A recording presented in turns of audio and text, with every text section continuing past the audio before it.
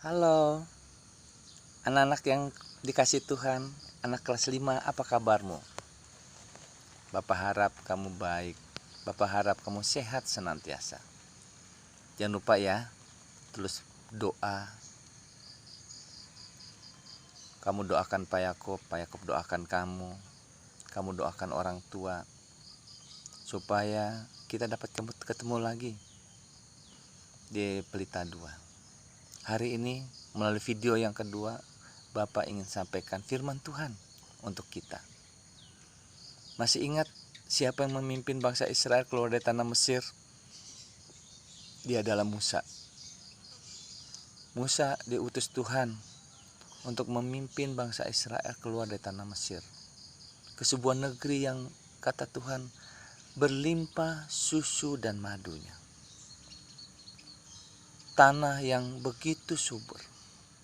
Nah, pada waktu itu ketika Musa sudah dekat tanah Kanaan, Musa mengutus 12 orang. Satu suku, satu orang. Karena ada 12 suku, jadi 12 orang. Intai negeri itu. Lihat negeri itu. Apakah penduduknya banyak? Bagaimana dengan tentaranya? Bagaimana dengan kekuatan mereka? Yang kedua, bagaimana tanahnya? Apakah tanahnya subur? Apakah tanahnya gembur? Dan jangan lupa bahwa hasil dari tanah itu. Nah, anak-anak yang dikasih dan mengasihi Tuhan, akhirnya mereka pergi. Mereka intai negeri itu dan mereka dapati bahwa negeri itu memang subur.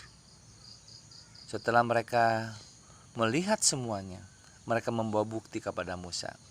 Mereka memotong dahan anggur, lalu mereka membawanya kepada Musa.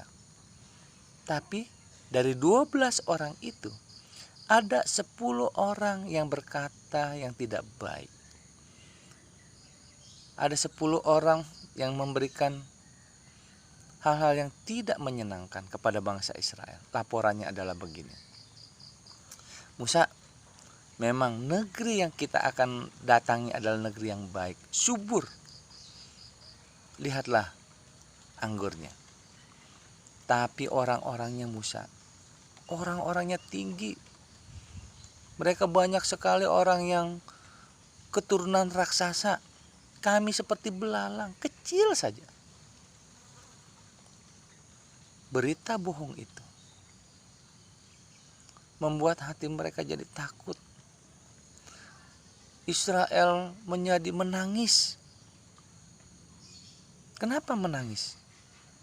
Karena mereka ketakutan mendengarkan kabar itu. Tapi ada 2 orang yang berbeda dengan 10 orang itu. Mereka adalah Kaleb dan Yosua. Kaleb berkata begini, tidak, kita harus maju berperang. Kita bisa mengalahkan mereka karena kita miliki Tuhan. Tuhan yang bersama dengan kita lebih dahsyat. Tuhan yang bersama dengan kita lebih kuat. Dan pasti kita bisa mengalahkan mereka karena bersama dengan Tuhan. Anak-anak yang dikasih dan mengasihi Tuhan, ketika Musa membawa masalah ini kepada Tuhan, Musa memerintahkan mereka harus maju karena ada Tuhan. Dan hasilnya mereka bisa mengalahkan bangsa itu.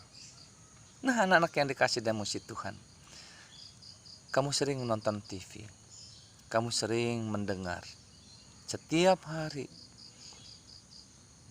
kata-kata virus corona itu terus berdengung di mata kita, terus berdengung di telinga kita. Tapi kita harus punya prinsip seperti Kaleb dan Yosua. Kita harus memberikan berita baik kepada sesama kita,